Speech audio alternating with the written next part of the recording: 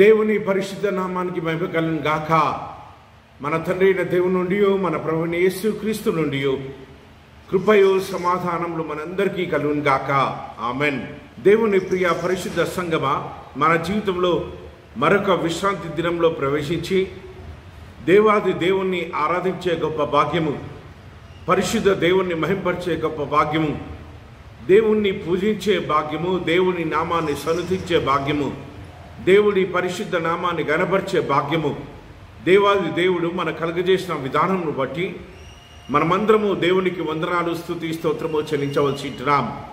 Easter పండగ తర్వాత 4వ ఆదివారంలో మనం ప్రవేశించాం.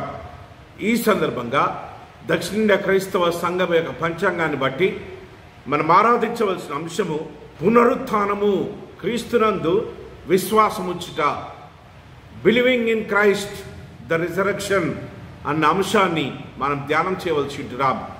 ఈ అంశాన్ని ధ్యానం చేయడానికి 4 పాఠ్య భాగాలు మనకి ఇవ్వబడ్డాయి.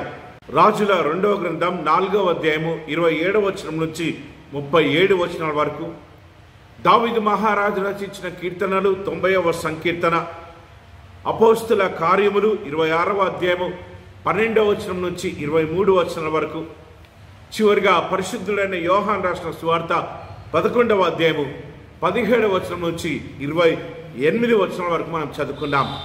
ఈ భాగాలలో ఉంటున్న లోతైన మర్మాలు, ఈ భాగాలలో ఉంటున్న గూఢార్థాలు, ఈ భాగాలలో ఉంటున్న అనేకమైన తెలియని విషయాలు పరిశుద్ధాత్మ దేవుడు మనకు బయలుపరచాలని ప్రార్థనాపూర్వకంగా మనం దేవుని వాక్యాన్ని ధ్యానం చేయడానికి ప్రయత్నం చేద్దాం. ఈ భాగాలు మనం చదువుకున్నాం, సిద్ధపడి మనం వచ్చాం. మనం ధ్యానం చేద్దాం. ఆత్మతోనూ సత్యముతోనూ, పూర్ణ మనస్సుతోనూ, పూర్ణ బలముతోనూ, పూర్ణ వివేకముతోనూ, పూర్ణ ఆత్మతో దేవుని వాక్యాన్ని ఆరాధించడానికి ప్రయత్నం చేద్దాం. ఎక్కడ 2-3 కూడుకొని ప్రభు యొక్క పరిశుద్ధ నామం పేరిట ఐక్యమవుతారో వారి మధ్యలో నేనుంటానని సెలవించిన ప్రభు మన మధ్యలో ఉన్నాడన్న నిరీక్షణతో, మన మధ్యలో ఉన్నాడన్న భయముతో, భక్తితో దేవుని పరిశుద్ధ నామాన్ని మాత్రమే ఆరాధించడానికి, ఆయన పరిశుద్ధ నామాన్ని మాత్రమే సన్నుతించడానికి, ఆయన పరిశుద్ధ నామాన్ని మాత్రమే మహిమపరచడానికి ప్రయత్నం చేద్దాం. ఆయన మాట్లాడే దేవుడు, ఆయన హృదయాలను దర్శించే దేవుడు, హృదయాలను పరిశోధించే దేవుడు మనతో మాట్లాడాలని, మన మనోనేత్రాలు తెరవాలని, వాక్యంలో ఉంటున్న సత్యాలను అంగీకరించే మనస్సు, హృదయాన్ని దేవుడు మనకు కలగజేయాలని, ఆ వాక్యమై ఉన్న దేవుడు ఈ వాక్యం ద్వారా మనతో మాట్లాడాలని ప్రార్థనాపూర్వకంగా మనం దేవుని వాక్యాన్ని ధ్యానం చేద్దాం. ఈ దినం మనకి ఇవ్వబడిన అంశాన్ని మనం చూసినట్టయితే పునరుత్థానము, క్రీస్తునందు విశ్వాసముచ్చుట, యేసు క్రీస్తు ప్రభునందు విశ్వాసముచ్చుట అన్న అంశాన్ని మనం ధ్యానం చేస్తుంటున్నాం. యూదులు మెస్సయ్య కోసం ఎదురు చూస్తున్న యూదులు మెస్సయ్య వచ్చినప్పటికీ మెస్సయ్య యందు విశ్వాసం ఉంచలేదు. యేసుక్రీస్తు ప్రభు యందు విశ్వాసం ఉంచలేదు. యేసుక్రీస్తు ప్రభుల వారిని తిరస్కరించిన విధానము, యేసుక్రీస్తు ప్రభుల వారిని చిత్రహింసలకు గురిచేసి, అవమానాలకు గురిచేసి, నిందించి, అపహసించి శిలువలో దారుణంగా చంపేసిన సందర్భం మనందరికీ తెలుసు. ఆ యూదులు ఆ దేవుని ఏకైక కుమారు యందు విశ్వాసం ఉంచలేదు కాబట్టి వారు యేసుక్రీస్తు ప్రభుని శిలువలో చంపేశారు. దేవుని యొక్క మహాకృపను బట్టి, అద్వితీయమైన దేవుని యొక్క కృపను బట్టి, త్రియేక దేవుని యొక్క అద్వితీయమైన ప్రణాళికను బట్టి ఆ దేవుని ఏకైక కుమారుని తిరిగి పునరుత్థానుడిగా చేసిన సందర్భాన్ని బట్టి ఆ పునరుత్థానుడైన క్రీస్తు యందు విశ్వాసముచ్చుట అన్న అంశాన్ని ఈ యొక్క సమయంలో మనం ధ్యానం చేయవలసి ఉంటున్నాం. విశ్వాసం అంటే ఏంటి? విశ్వాసం అనే దానికి అపోస్తలుడైన పౌలు హెబ్రీ పత్రిక 11వ అధ్యాయము 1వ వచనంలో చాలా చక్కటి నిర్వచనాన్ని అందించాడు. విశ్వాసం అనున్నది నిరీక్షింపబడు వాటి యొక్క నిజస్వరూపమును అదృశ్యమైనవి ఉన్నవనుటకు రుజువై ఉన్నది. విశ్వాసం అంటే ఏంటి అంటే మనం దేనికోసమైతే నిరీక్షిస్తున్నామో, క్రైస్తవులమైన మనము దేనికోసం నిరీక్షిస్తున్నామంటే రెండో రాకడ కోసం నిరీక్షిస్తుంటున్నాం, పరలోకం కోసం నిరీక్షిస్తుంటున్నాం. సదాకాలము దేవునితో ఉండే యుగములో జీవించాలని నిరీక్షిస్తుంటున్నాం. 1000 ఏళ్ల పరిపాలన కోసం, తీర్పు దినము కోసము నిరీక్షిస్తుంటున్నాం. ఆ నిరీక్షించేవన్నీ కూడా ఉన్నవి అనుటకు రుజువై ఉన్నది.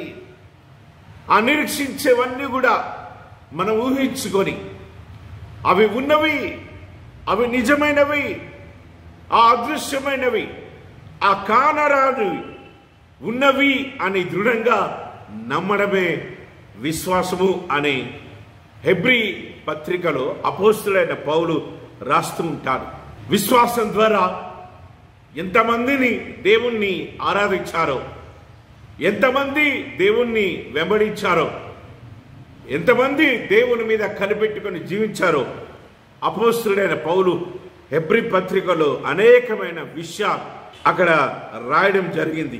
పాత నిబంధన గ్రంథంలో మనం చూసినట్టయితే ఈ మరణ పునరుత్థానము సరైన రీతిలో అర్థం కాని సబ్జెక్టుగా చాలా మంది భావిస్తూ ఉంటారు.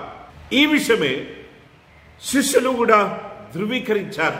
పరిశుద్ధుడైన మార్కు రాసిన సువార్త 9వ అధ్యాయం 9వ వచనంలో మనం చూసినట్టయితే, వారు ఆ కొండ దిగి వచ్చుచుండగా మనుష్య కుమారుడు మృతులలో నుండి లేచినప్పుడే గాని అంతకుముందు మీరు చూచిన వాటిని ఎవనితో చెప్పవద్దని ఆయన వారికి ఆజ్ఞాపించెను. మృతులలో నుండి లేచుట అనగా ఏమిటో అని వారొకరితో ఒకడు తర్కించుచు ఆ మాట మనస్సున ఉంచుకొనిరి. దెర్ఫోర్ మరణ పునరుత్థానము, ఈ పునరుత్థానము అన్న అంశము పాత నిబంధన గ్రంథంలో రాయబడ్డప్పటికీ చాలా మంది విశ్వాసులకు ఇది సరిగా అర్థం కాని సబ్జెక్ట్ గా ఉన్న విషయాన్ని మనం గ్రహించవలసి ఉంటున్నాం.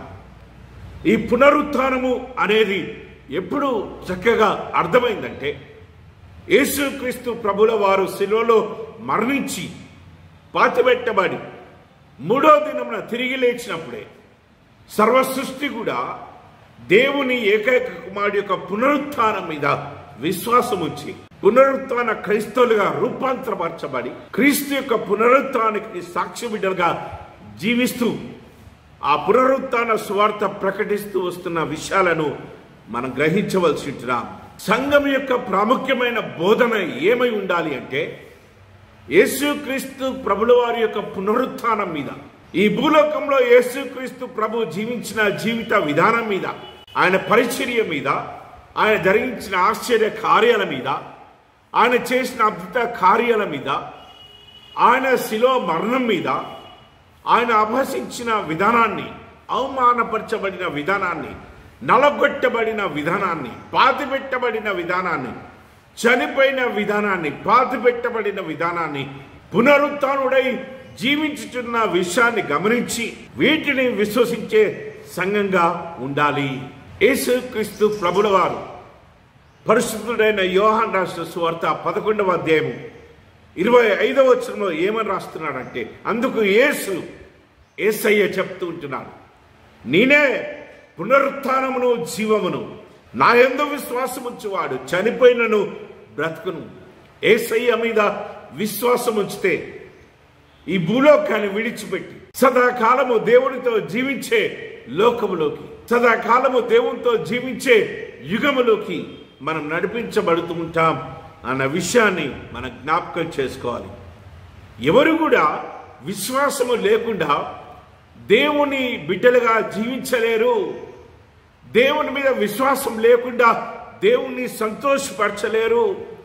దేవుని మీద విశ్వాసం లేకుండా దేవునికి ఇష్టరాలుగా జీవించలేరు అన్న విషయాన్ని అపోస్తులైన పౌలు హెబ్రీయులకు రాసిన పత్రిక 11వ అధ్యాయము 6వ వచనంలో రాస్తూ ఉన్నాడు. విశ్వాసము లేకుండా దేవునికి ఇష్టుడై ఉండుట అసాధ్యము.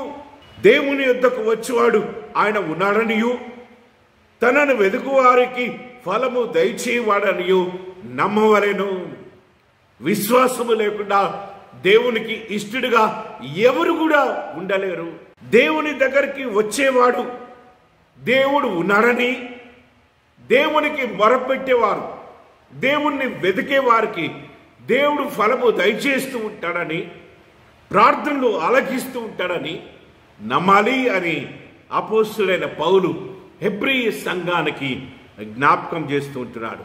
యేసు క్రీస్తు ప్రభుల వారు సువార్త భాగాలలో స్వస్థపరిచిన సందర్భాలను మనము జాగ్రత్తగా అన్వేషించినట్లయితే రిపీటెడ్గా యేసయ్య చెప్పిన మాట ఏంటిదంటే, నీ విశ్వాసమే నిన్ను స్వస్థపరిచింది, నీ విశ్వాసమే నిన్ను రక్షించింది, నీ విశ్వాసం ద్వారా నిన్ను బాగయ్యావని యేసుక్రీస్తు ప్రభుల వారు ఆ పర్టికులర్ వ్యక్తి యొక్క విశ్వాసాన్ని హైలైట్ చేసినట్టుగా మనం చూస్తూ ఉంటున్నాం. ప్రస్తుతం కూడా మనం చూస్తూ ఉంటున్నాం. నా మందిరానికి వస్తే, ఆ మందిరానికి వెళ్తే, ఆ ఫలాని దైవజనుడు ప్రార్థన చేస్తే, ఆ ఫలాని కూటాలకు వెళ్తే అని దేవుడు చేసిన స్వస్థతను మానవులు వారి మందిరాలు, వారి కూటాలకు ఉపయోగించుకుంటూ ఉన్నారు. కానీ ఇక్కడ యేసయ్య స్వస్థపరిచినా కానీ యేసయ్య దానిని తీసుకోవట్లేదు. ఏమంటున్నాడంటే, ఆ వ్యక్తిని ఎంకరేజ్ చేస్తుంటున్నాడు. నా దగ్గరికి నువ్వు వచ్చావే ఆ విశ్వాసము ద్వారానే, నేను బాగు చేస్తానని నువ్వు అనుకున్నావే ఆ విశ్వాసం ద్వారానే నువ్వు స్వస్థపరచబడ్డావు అని యేసయ్య కంప్లీట్ క్రెడిట్ ఎవరికి ఇచ్చాడంటే, ఆ వ్యక్తికి, ఫలాని స్వస్థత పొందిన వ్యక్తికి, ఫలానా స్వస్థత పొందిన ఆ స్త్రీకే ఆ యొక్క క్రెడిట్ అంతా కూడా ఇచ్చినట్టుగా మనం చూస్తుంటున్నాం. వాక్యం వింటున్న ప్రియ స్నేహితులారా, దేవుని ద్వారా ఆశీర్వాదాలు పొందుకున్న మనము ఆ ఘనత, మహిమ, ప్రభావాలు మనము తెచ్చుకోకుండా మనల్ని దీవిస్తూ, మనల్ని ఆశీర్వదిస్తూ, మనల్ని నడిపిస్తూ, మనకు తోడుగా ఉంటూ, మనల్ని స్వస్థపరుస్తూ, మన వెన్నంటే ఉంటున్న ఆ త్రియేక దేవునికే ఘనత, మహిమ, ప్రభావాలు వచ్చేటట్టు మనం జీవించాలి. దేవుని మీద మనకున్న విశ్వాసము మనల్ని ఎంతగా పురిగొల్పాలంటే, మనల్ని ఎంతగా ప్రోత్సహించాలి అంటే, మనల్ని ఎంతగా దేవునిలోకి, దైవత్వంలోకి నడిపించాలి అంటే, శ్రమలలో, కష్టాలలో, ఇరుకులలో, ఇబ్బందులలో, న్యాయ పోరాటంలో, నీతి పోరాటంలో, ధర్మ పోరాటంలో, సత్యమైన పోరాటంలో స్థిరంగా నిలబడ్డానికి, చెక్కు చెదరకుండా నిలబడ్డానికి, కుడికి కానీ ఎడమకు కానీ పడిపోకుండా నిలబడ్డానికి, స్థిరంగా నిలబడ్డానికి, కదలని వారిగా నిలబడ్డానికి ఈ విశ్వాసము మనల్ని బలపరిచే రీతిలో ఉండాలి. మన దైనందిన జీవితంలో ఎన్నో శ్రమలు వస్తూనే ఉంటాయి, ఎన్నో తుఫాన్లు వస్తూనే ఉంటాయి, ఎన్నో ఇరుకులు, ఇబ్బందులు వస్తూనే ఉంటాయి. కానీ మనం ప్రయాణించే ఓడను ముంచివేసే రీతిలో మన జీవితాలు ఉండొద్దు. మనం ప్రయాణించే ఓడ మునిగిపోతున్నా కానీ ఆ మునిగిపోతున్న సందర్భంలో ఆ దేవుడు వచ్చి ఆదుకుంటాడన్న విశ్వాసం ఉండాలి. ఆ అలల చేత కొట్టబడుతున్నా కానీ, ఆ ఓడ అతలాకుతలం అవుతున్నా కానీ, ఆ ఓడ మునిగిపోతుందేమో అనుకుంటున్నా కానీ, ఆ ఓడను మునిగనివ్వకుండా ఆ తుఫాన్ను అణిచివేయడానికి, ఆ అలలను నెమ్మదిపరచడానికి ఆ దేవుడు మనకు తోడుగా వస్తాడు అన్న విశ్వాసం ఉండాలి. అందుకే స్థిరంగా జీవించాలి. పాపంలో పడిపోకుండా, సాతాను కుయుక్తులకు బానిస కాకుండా, సాతాను ఉచ్చులో చిక్కుకోకుండా, సాతానా నన్నుంచి వెళ్ళిపో అని గద్దించే వారిగా మనం ఉండాలి అని యేసుక్రీస్తు ప్రభుల వారు జ్ఞాపకం చేస్తున్నారు. మత్తయి సువార్త 14వ అధ్యాయం 22 నుంచి 33 వచనాలలో మనం చూసినట్టయితే అక్కడ ఇదే పరిస్థితి ఎదురైంది. శిష్యులు ఓడలో ప్రయాణిస్తూ ఉన్నారు. తుఫాన్ వచ్చింది, అలలు వచ్చాయి, ఓడను ముంచివేస్తున్నాయి. అవిశ్వాసంలో మునిగిపోయారు శిష్యులు. కానీ ఆ ప్రభు వారిని ఆదరించినట్టుగా, ఆ ప్రభు వారిని ఆదుకున్నట్టుగా, ఆ ప్రభు తన అపన్న హస్తాన్ని వారికి అందించినట్టుగా ఆ భాగంలో చూస్తుంటున్నాం. నువ్వు నమ్ముకున్న దేవుడు నిన్ను విడిచిపెట్టేవాడు కాదమ్మా. దావీదు మహారాజు ఏం చెప్తున్నాడంటే, పర్వతములు పుట్టక మనుపు, భూమిని, లోకమును నువ్వు పుట్టించక మనుపు, యుగాయుగములు నీవే మాకు దేవుడవు, నీవే దేవుడు నాయన. నీవు కాదని మేము ఇంకెక్కడికి వెళ్ళగలుగుతాం? మిమ్మల్ని కాదని మేము వేటిని ఆరాధిస్తాం? మిమ్మల్ని కాదని వేటిని పూజించగలుగుతాం? సిలువలో మరణించి మరణాన్ని జయించి పునరుత్థానమైన నీ ప్రియకుమారుని తప్ప మేము ఇంకా దేన్ని ఆరాధించగలుగుతాం? పర్వతములు పుట్టక మనుపు, సృష్టించక మనుపు నువ్వు ఉన్నవాడవు. ఈ భూమి పుట్టక మనుపు, ఈ లోకం పుట్టక మనుపు యుగాల నుంచి నువ్వు ఉన్న దేవుడవు.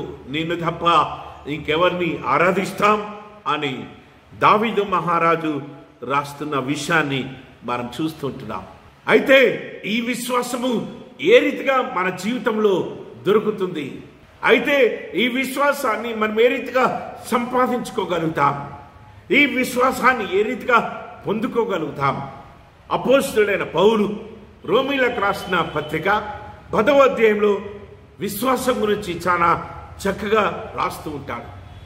వాక్యం వింటున్న ప్రియ స్నేహితులారా, వినుట ద్వారా, దేవుని వాక్యాన్ని వింట ద్వారా, దేవుని వాక్యాన్ని ధ్యానం చేయడం ద్వారా, దేవుని వాక్యాన్ని చదవడం ద్వారా, దేవుని వాక్యాన్ని అర్థం చేసుకోవడం ద్వారా విశ్వాసము పెరుగుతుందంట, విశ్వాసము కలుగుతుందంట.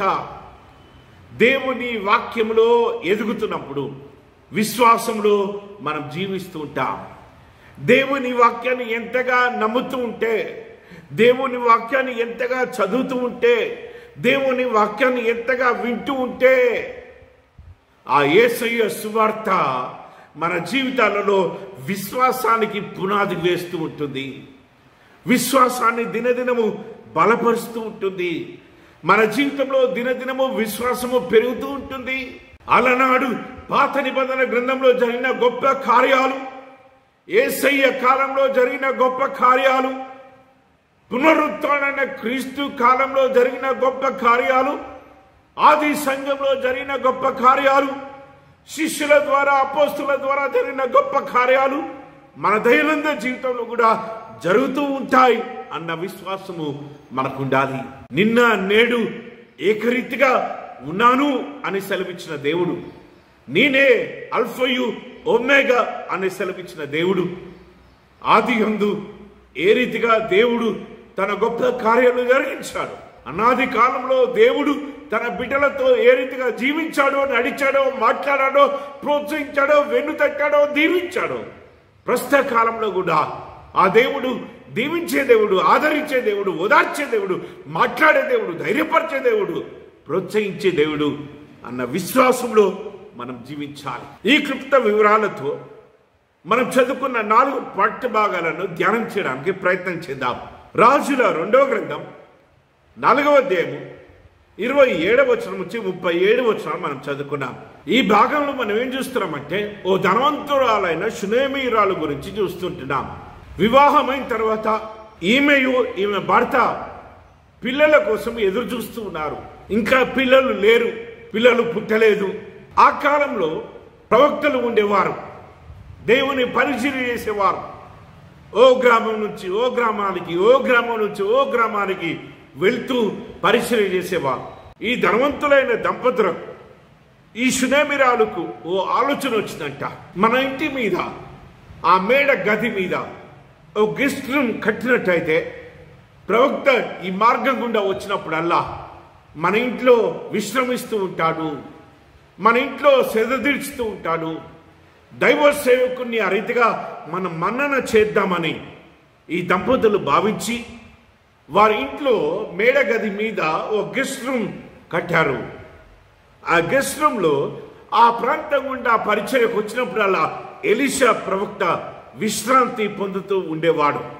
ఈ దంపతులకు పిల్లలు లేరు అన్న సత్యాన్ని ఎలీషా ప్రవక్త ఎరిగి వారిని ఆశీర్వదించి వెళ్ళిపోయాడు.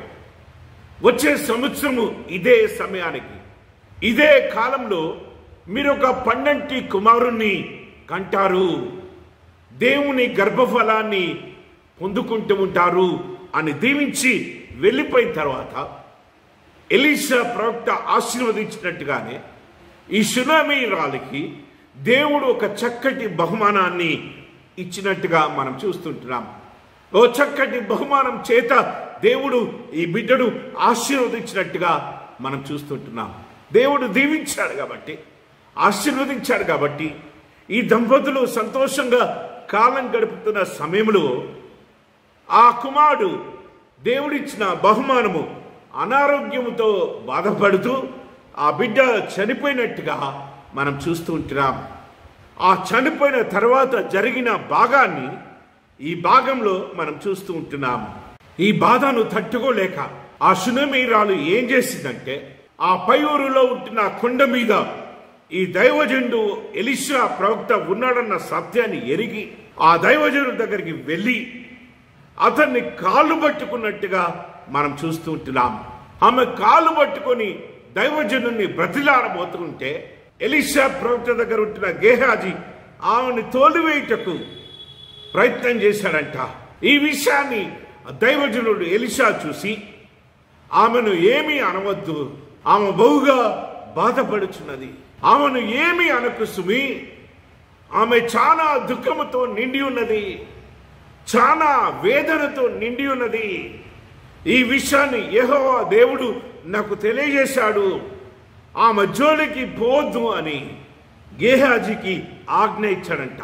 ఆమె మాట్లాడుతుంది.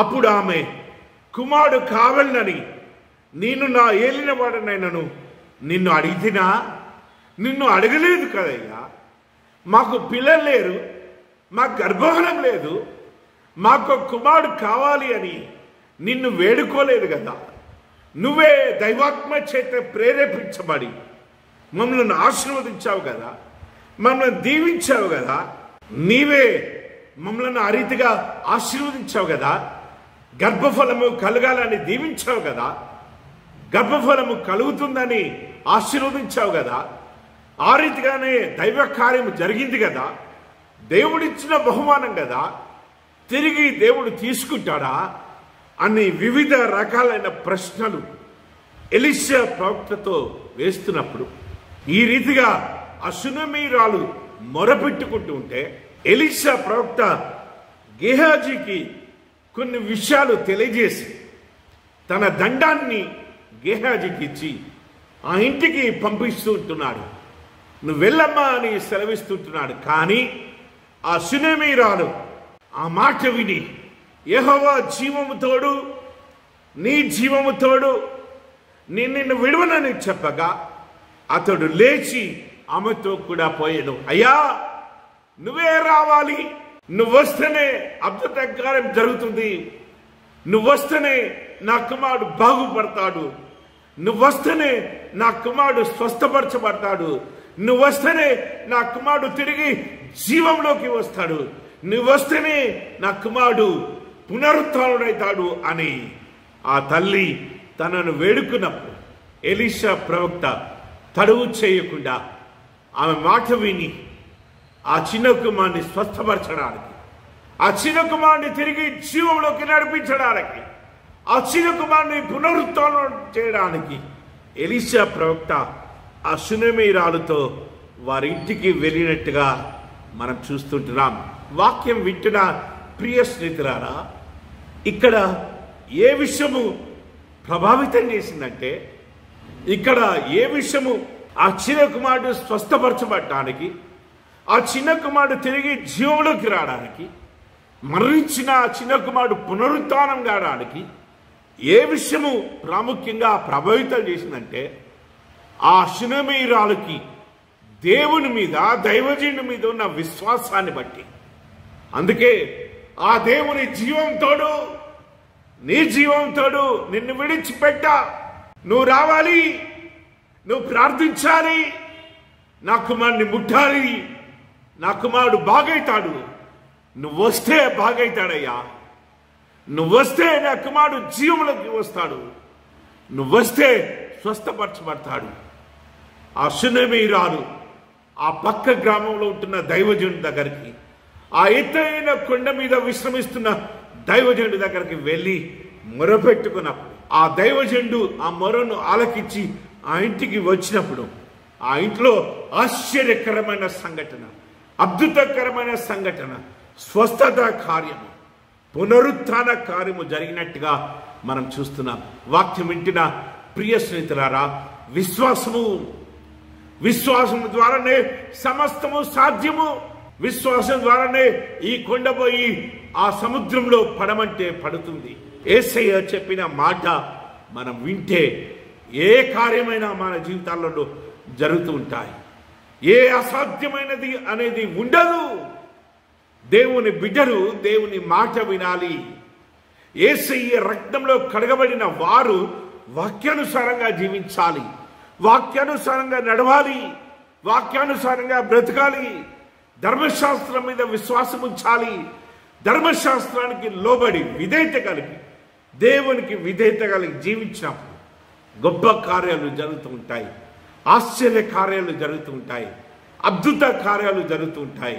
దేవుడు అడగక ముందే ఆ ఇంట్లో ఉంటున్న అక్కర్ని ఎరిగి ఆ బిడ్డలు చేసిన మంచి కార్యాన్ని బట్టి, ఆ బిడ్డలు చేసిన గొప్ప కార్యాన్ని బట్టి, ఆ మేడ గది మీద దైవజనుడికి ఓ గెస్ట్ రూమ్ నిర్వహించిన విధానాన్ని బట్టి ఆ కుటుంబం అడగక ముందే దేవుడు ఆశీర్వాదాలను వరాలను కుమ్మరించాడు. ఆ తల్లి వెళ్ళి మొరపెట్టగానే ఆ దైవజనుని దేవుడు ప్రేరేపించి ఆ తల్లి ఇంటికి పంపించి ఈ స్వస్థత కార్యాన్ని జరిగించినట్టుగా మనం చూస్తుంటున్నాం.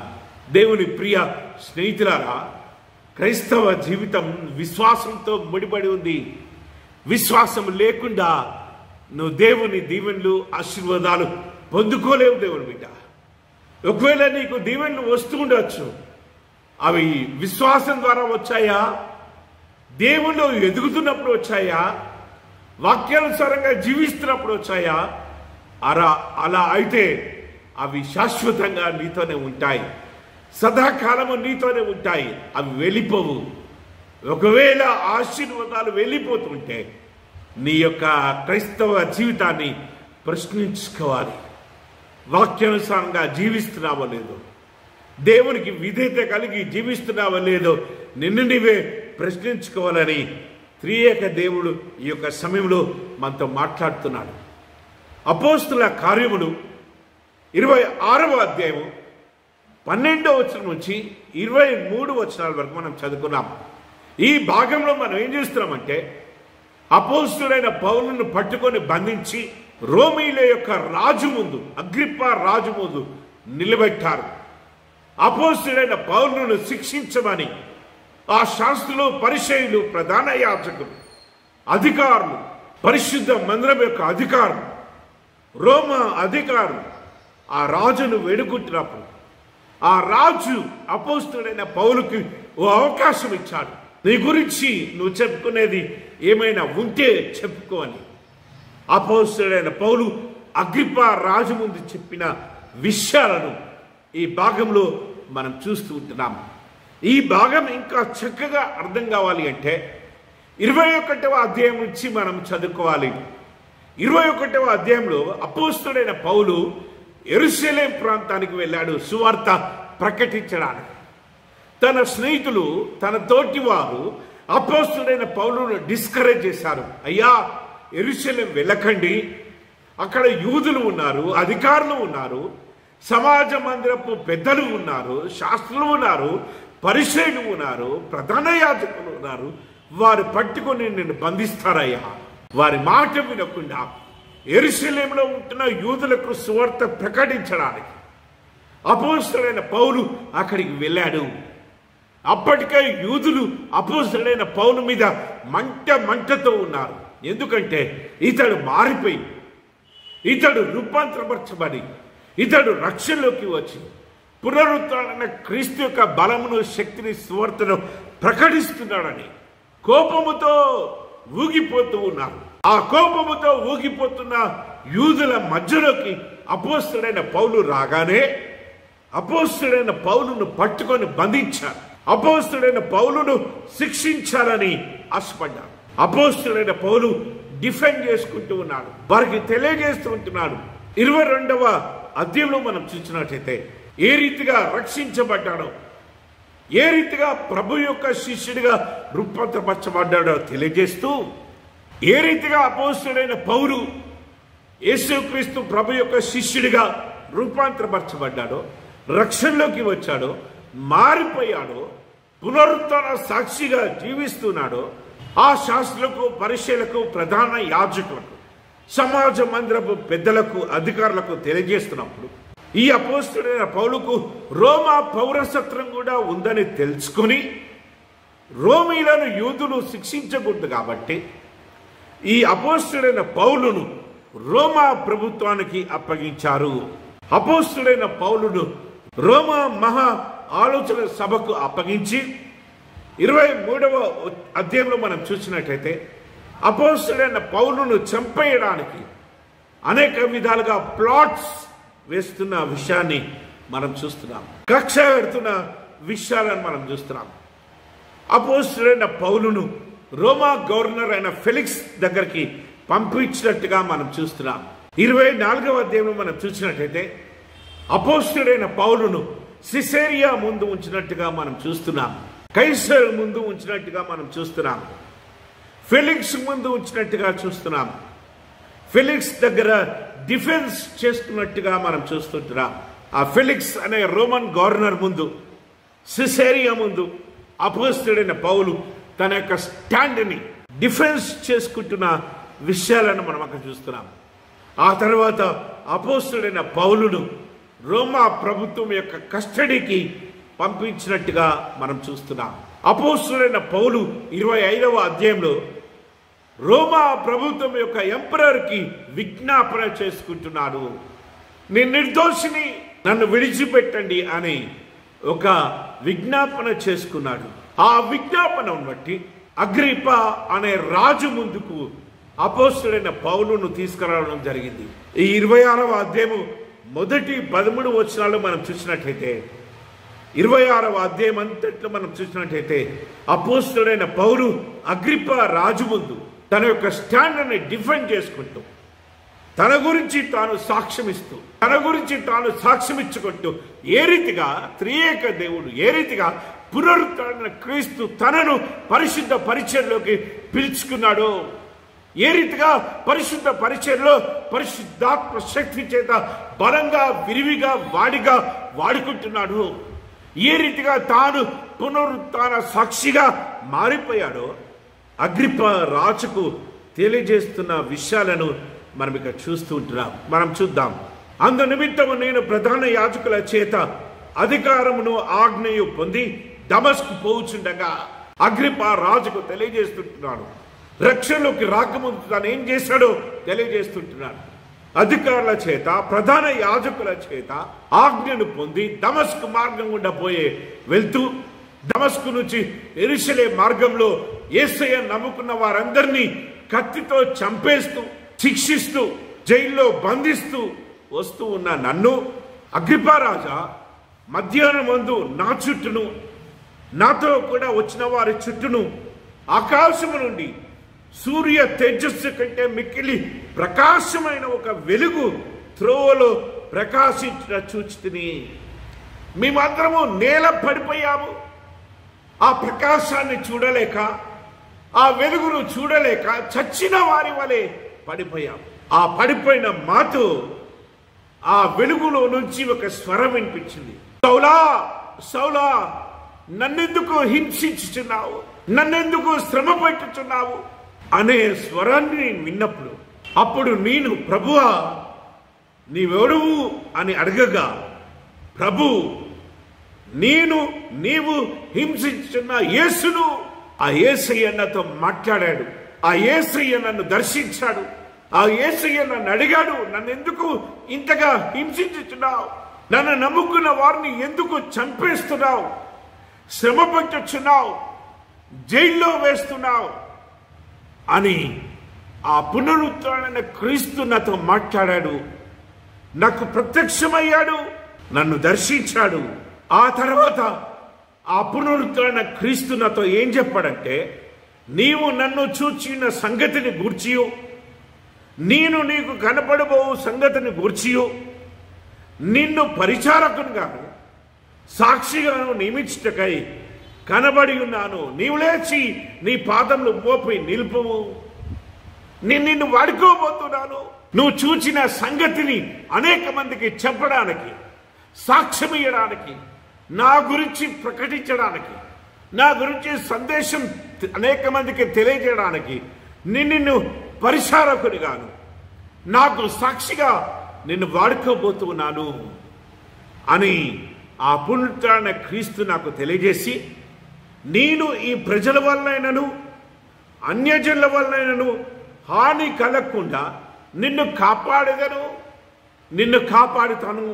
ఆ యేసయ్య అంత మాత్రమే కాకుండా ఇంకేమీ తెలియజేశాడంటే, ఈ ప్రజల వల్లైనను అన్యజనుల వల్లైనను నీకు హాని కలగకుండా, నీ సొంత వారితో కానీ అన్యులతో కానీ నీకు హాని కలగకుండా నేనే నీకు తోడుగా ఉంటా పౌలు, నేనే నిన్ను కాపాడుతా పౌలు అని ఆ పునరుత్థాన క్రీస్తు నాకు తెలియజేశాడు.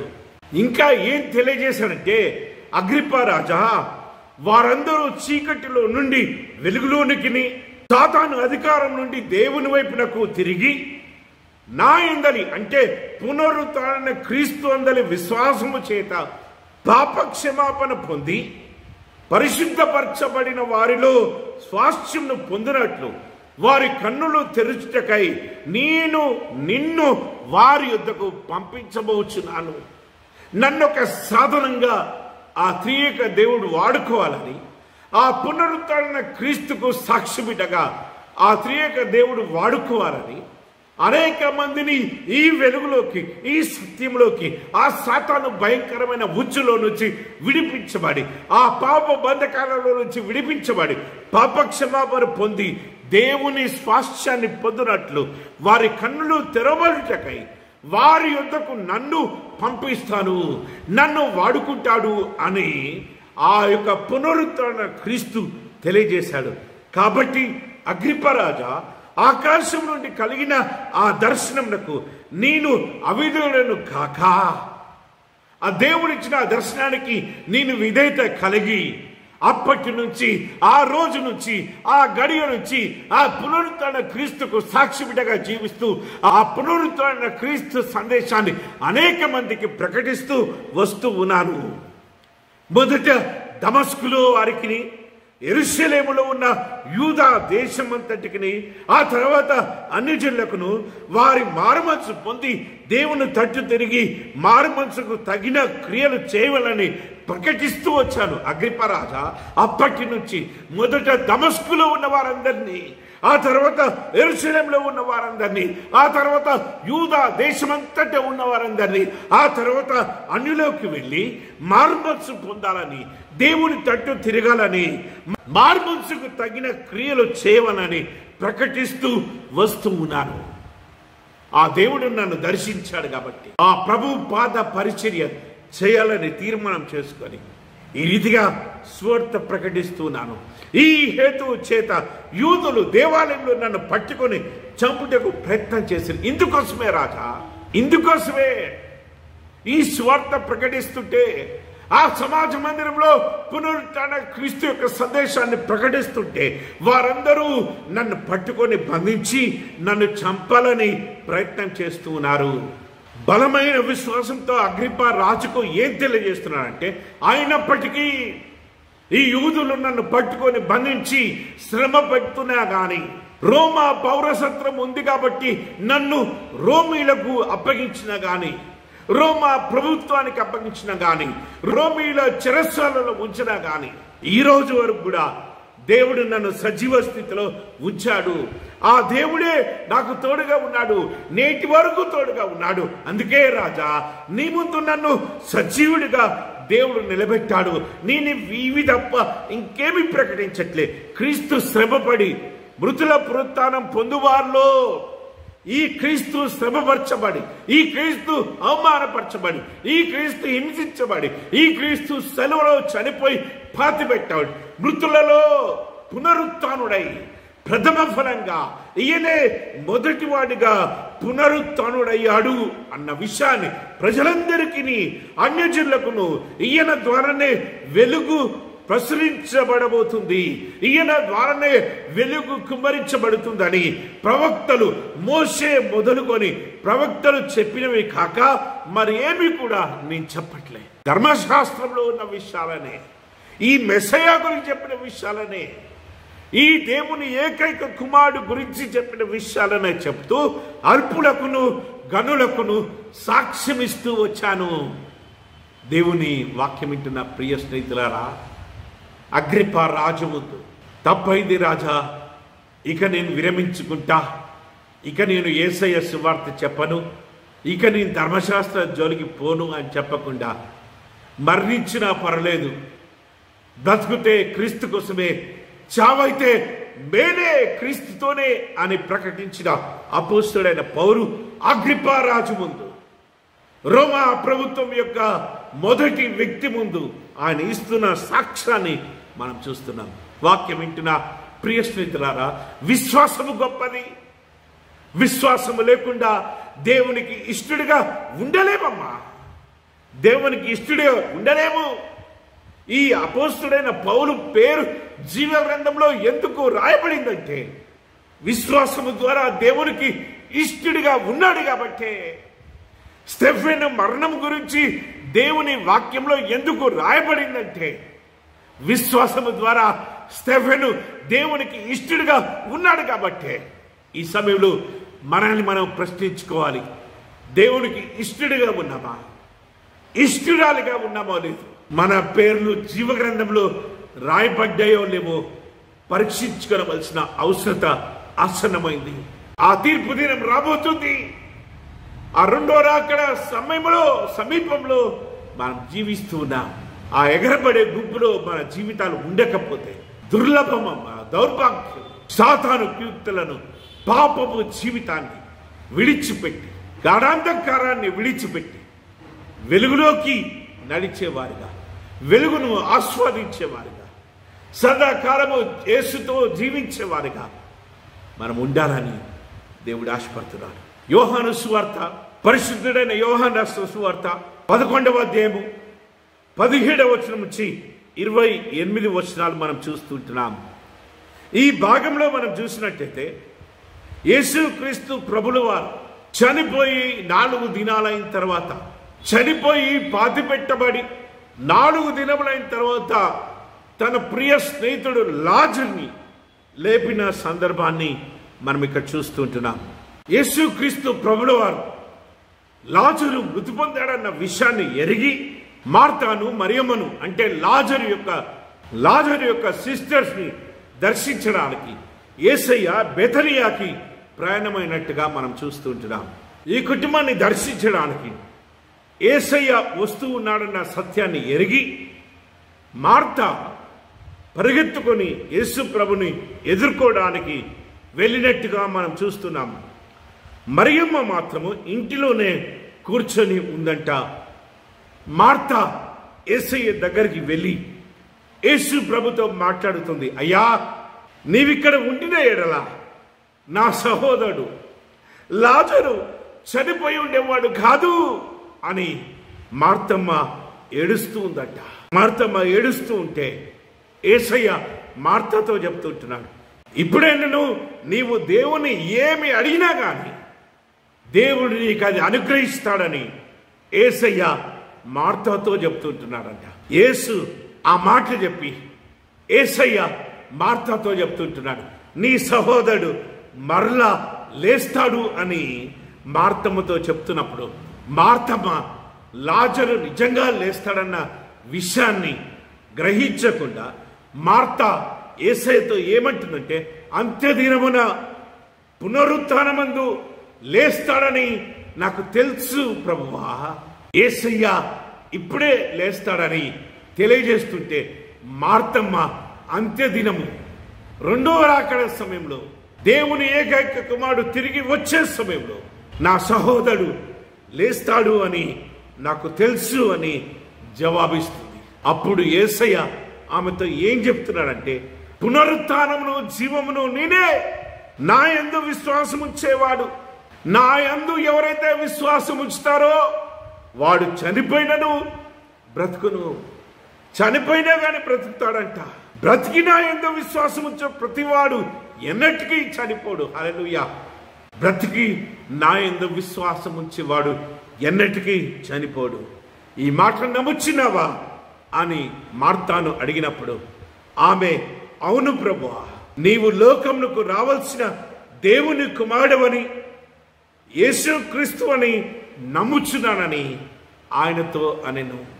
నీవే ఈ భూలోకానికి రావాల్సిన దేవుని కుమారుడవు, పంపించబడ్డ దేవుని కుమారుడవు, యేసుక్రీస్తు ప్రభుల వారు అని నీ నమ్ముచున్నానని ఆమె యేసయ్యతో చెప్పిందంట. ఈ సంభాషణ అయిపోయిన తర్వాత యేసుక్రీస్తు ప్రభుల వారు మరియమ్మ ఇంట్లో ఇంకా దుఃఖపడుతుంది అన్న విషయాన్ని ఎరిగి మరియమ్మను కూడా దర్శించి ఓదార్చడానికి మరియమ్మ దగ్గరికి వస్తున్నప్పుడు అంతటా మరియా యేసు ఉన్న చోటికి వచ్చి ఆయనను చూచి ఆయన పాదాల మీద పడి, ప్రభువా, నీవిక్కడ ఉండిన ఎడల నా సహోదరుడు చావకుంటున్నానను.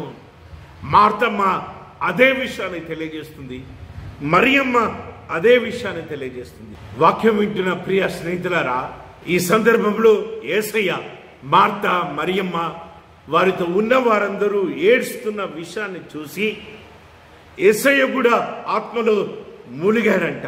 యేసయ్య కూడా ఏడ్చాడంట. యేసయ్య కన్నీళ్లు విడిచిన చూచి యేసయ్య లాజరును ఎంతగా ప్రేమించాడని ఒకరితో ఒకరు చెప్పుకున్నారట. ఆ తర్వాత యేసయ్య లాజరును ముట్టిన సందర్భం, వృత్తాంతం మనందరికీ తెలుసు. వాక్యం వింటున్న ప్రియ స్నేహితులారా, నమ్ముట నీ వంతైతే సమస్తము సాధ్యమని యేసయ్య చెప్పిన మాట మనం నమ్మాలి. ఎవరెవరైతే యేసయ్య మీద విశ్వాసం ఉంచుతారో వారందరూ చనిపోయినా బ్రతుకుతారంట. బ్రతికి యేసయ్య మీద విశ్వాసం ఉంచిన వాడు ఎన్నటికీ చనిపోడు అంట. యుగ యుగాలు దేవునితో ఆరాధించే పరిశుద్ధ స్థితిలోకి వారు కొనుకోబడతారని, కాలము దేవుణ్ణి ఆరాధించే పరిశుద్ధ స్థితిలో వారు ఉంటారని, దేవుడు ఉండే స్థలంలో వారు జీవిస్తూ ఉంటారని, దేవుడే వారితో ఉంటాడని, దేవుడే వారి మధ్య నివాసం ఉంటాడని యేసయ్య వారితో చెప్తూ ఉంటున్నాడు. ఆ మరియమ్మ, మార్త యేసు మీద విశ్వాసం ఉంచి, అయ్యా యేసయ్య, నువ్వే కనుక ఇక్కడ ఉంటే నా తమ్ముడు చనిపోయేవాడు కాదు. యేసయ్య వారికి ఏం చెప్తున్నట్టే, అమ్మా, నేనున్నా లేకున్నా నువ్వు విశ్వాసం ఉంచితే చాలు, నువ్వు దేవుని మీద విశ్వాసం ఉంటే చాలు, నీ తమ్ముడు ఇప్పటికైనా లేస్తాడు. నువ్వు నమ్ముతున్నావా? నేను నమ్ముతున్నాను ప్రభువా. లాజరు లే అనగానే లాజరు లేచి నడుచుకుంటూ వచ్చాడంట. చనిపోయి 4 దినాలు సమాధిలో ఉంచబడిన లాజరు, శరీరము కుళ్ళు పట్టిన లాజరు, శరీరాన్ని పురుగులు తినివేస్తున్న లాజరు తిరిగి లేచి నడుచుకుంటూ వచ్చాడంట. వాక్యం వింటున్న ప్రియ స్నేహితులారా, ఇది విశ్వాసం. ఈ మర్మం గొప్పది.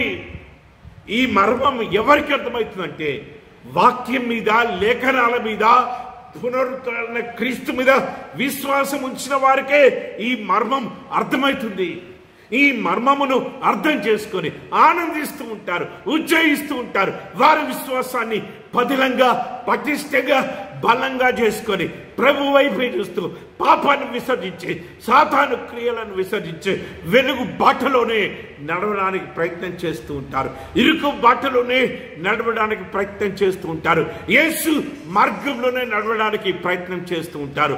వాక్యం వింటున్న ప్రియ స్నేహితులారా, యేసయ్య ఎక్కడుంటే అక్కడ ఆశ్చర్య కార్యాలమ్మా. యేసయ్య ఎక్కడుంటే అక్కడ అద్భుత కార్యాలు. యేసయ్య ఎక్కడుంటే అక్కడ గొప్ప కార్యాలు. యేసయ్య ఎక్కడుంటే అక్కడ గంభీరమైన కార్యాలు జరిగిస్తూ ఉంటాడు. చనిపోయిన లాజరును బ్రతికించిన సందర్భాన్ని మనం చూస్తున్నాం.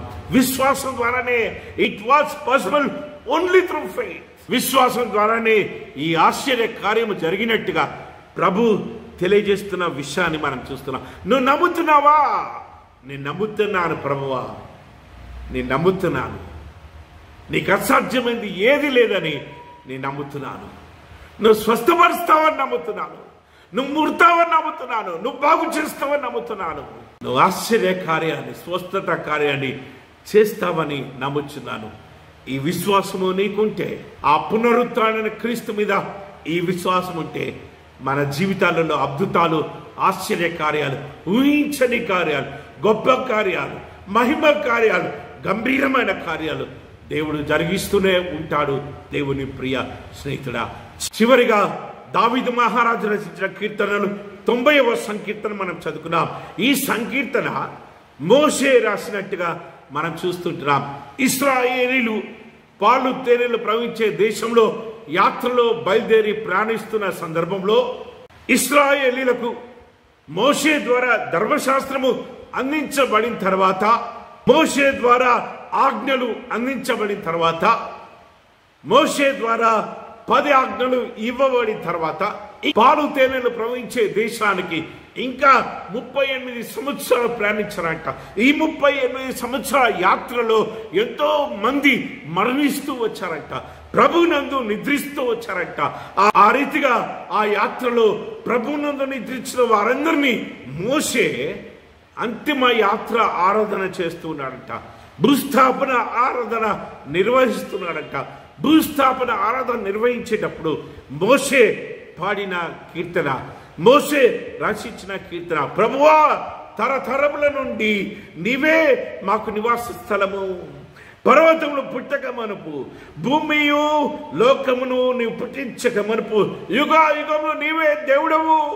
అయ్యా, తరతరాల నుంచి నీవే దేవుడవు.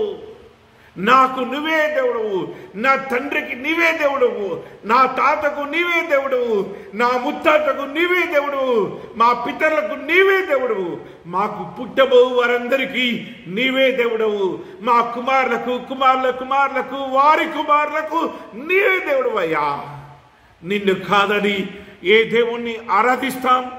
నిన్ను కాదని ఏ దేవుణ్ణి పూజిస్తాం?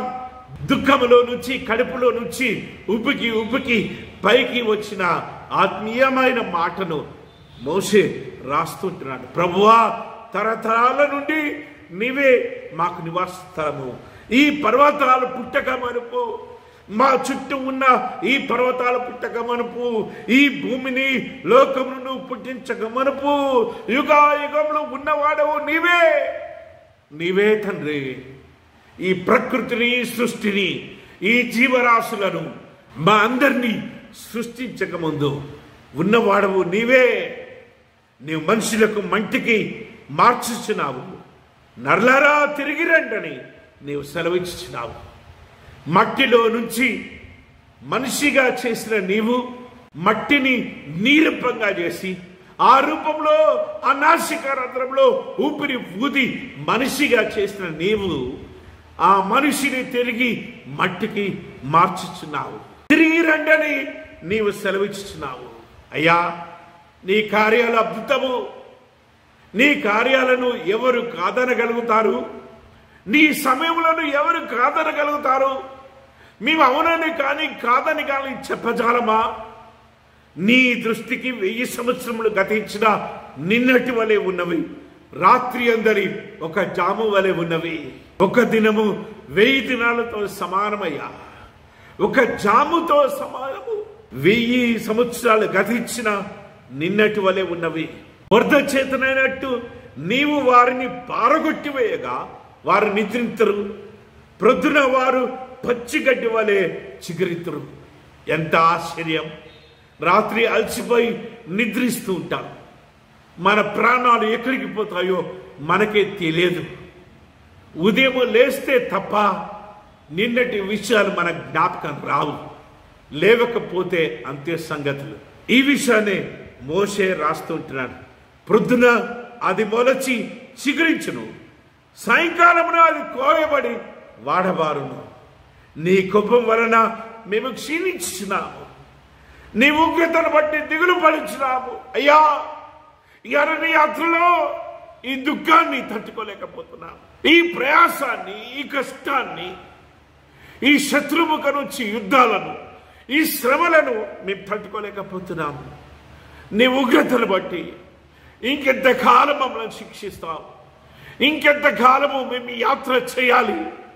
ఎప్పుడు అపాలు తేనెలు ప్రవహించే దేశాన్ని మాకు బహుమానంగా ఇస్తావు, ఎప్పటికీ మమ్మల్ని నడిపిస్తావు. అప్పటి వరకు ఎంతమంది ప్రభువును నిద్రించాలని మేము దిగులు పడుచున్నాం. మా దోషములు నీవు నీ ఎదుట ఉంచుకొని ఉన్నావు. నీ ముఖ కాంతిలో మా రహస్య పాపాలు కనపడుచున్నవి. వాక్యం వింటున్న ప్రియ స్నేహితులారా, దేవుని దగ్గర మన పాపాలను దాచిపెట్టుకోలేము. రక్షణ పొందిన తర్వాత చేసిన పాపాలు, రక్షణ పొందక ముందు చేసిన పాపాలు, బాప్తిసం తీసుకున్నాక చేసిన పాపాలు, తీసుకోక ముందు చేసిన పాపాలు, ప్రభు యొక్క పరిశుద్ధ మర్మ శరీరాలు తీసుకున్నాక చేసిన పాపాలు, ఏ పాపము దేవుని దగ్గర దాగి ఉండదు. దేవుని బిడ్డ తప్పించుకోలేమమ్మా, మనమెవరం కూడా తప్పించుకోలేము. ఆ మాటనే మోషే ఇక్కడ రాస్తూ ఉంటున్నాడు. మా దోషములు నీ ఎదుట ఉంచుకొని ఉన్నావు. నీ ముఖ కాంతిలో మా రహస్య పాపాలు కనబడుచున్నవి. నీ ఉగ్రతను భరించుచునే మా దినములన్నీ గడిచితివి. నిట్టూర్పులు విడుచుచునే మా జీవిత కాలము జరుపుకుందము. అయ్యా, నీ ఉగ్రతను భరిస్తూనే మా దినాలు గడిచిపోతూ ఉన్నాయి. నిట్టూర్పులు విడిచినట్టు మా జీవితకాలం జరుపుకుందాము. మా ఆయుష్కాలము 70 సంవత్సరాలు, అధిక బలమున్న ఎడల 80 సంవత్సరాలు. అయినను వాటి వైభవం ఆయాసమే, దుఃఖమే. అది త్వరగా గతించిపోదును, మేము ఎగిరిపోదుము. నీ ఆగ్రహ బలము ఎవరికి తెలియను. నీకు చెందవలసిన భయము కొలది పుట్టు నీ క్రోధము ఎంతో ఎవరికి తెలియను. మోషే రాస్తూ ఉంటున్నాడు, యెహోవా తిరిగయ్యా, మా తట్టు తిరిగయ్యా. ఎంతవరకు తిరగక ముందు నీ సేవకులను చూసి సంతాపపడము, మా మీద జాలిపడు. నీ ఉగ్రత నుంచి మమ్మల్ని తప్పిస్తున్నందుకు స్తోత్రం. కానీ ప్రతిదినము ఈ శ్రమలు, ఈ నిందలు, ఈ ఉపద్రవాలు తట్టుకోలేకపోతున్నావయ్యా. మా తట్టు తిరుగు, మా తట్టు తిరుగు. నీ సేవకులను చూసి సంతాపపడము. ఉదయమున నీ ప్రేమతో మమ్మను తృప్తిపరచము. అప్పుడు మేము మా దినములన్నీ ఉత్సహించి సంతోషించము. ఉదయమున నీ కృపలో మమ్మల్ని జ్ఞాపకం చేసుకో. నీ యొక్క రెక్కల కింద ఆశ్రయాన్ని మాకు కలుగజేయండి. నీ రెక్కల నీడ కింద మమ్మల్ని విశ్రమింపజేయండి. మోషే రాస్తూ ఉంటున్నాడు, ఎన్ని సంవత్సరాలు శ్రమపడ్డామో, ఎన్ని ఏండ్లు శ్రమపడ్డామో, అన్ని ఏండ్లు అంత కాలము మమ్మల్ని సంతోషపరచుదేవా. ప్లీజ్ దేవా, మమ్మల్ని సంతోషపరచు. యెహోవా ప్రసన్నత నీ మీద ఉండునుగాక. మా చేతి పనిని స్థిరపరచుము, మా చేతి పనిని స్థిరపరచుము. వాక్యం వింటున్న ప్రియ స్నేహితులారా, తిరిగి మోషే కూడా జ్ఞాపకం చేస్తున్నాడు, దేవుడు చేతి పనినే ఆశీర్వదిస్తాడమ్మా. ఈజీ మనీని ఆశీర్వదించాడు. ఒకరి నోరు కొట్టిన దానిని, ఒకరు బాధపడుతుంటే సంపాదించుకున్న దానిని దేవుడు ఆశీర్వదించాడు. దేవుని ప్రసన్నత మన మీద ఉండును గాక. ఆ త్రియేక దేవుని మీద విశ్వాసం ఉంచే కృప, ఆ పునరుద్ధరణ క్రీస్తు మీద విశ్వాసం ఉంచే గొప్ప కృప దేవుడు మనందరికీ సదాకాలము దయచేయను గాక. ఆమెన్. తలలోంచి ప్రార్థన చేద్దాం. ప్రేమ నమ్మకం గల మా పరలోకపు రాజా, నీ వాక్యాన్ని బట్టి స్తోత్రం. గొప్ప దేవుడా, షూనేమీయురాల యొక్క విశ్వాసాన్ని మేము చూసాం తండ్రి. విశ్వాసాన్ని బట్టి నాయన నిన్ను దైవజనుడిని వేడుకున్నప్పుడు, ఆయన నీ దైవజనుడి ద్వారా నువ్వు జరిగించిన స్వస్థత కార్యాన్ని బట్టి, పునరుత్థాన కార్యాన్ని బట్టి నీకు స్తోత్రం. తన కుమారుని తిరిగి సజీవ స్థితిలో బ్రతికించిన విధానాన్ని బట్టి స్తోత్రమేసయ్యా. ఆ బలమైన విశ్వాసం మాకు దయచేయమని ప్రార్థన చేస్తున్నాం. గొప్ప దేవుడా, అపోస్తలుడైన పౌలు యొక్క విశ్వాసాన్ని మేము విన్నాం తండ్రి.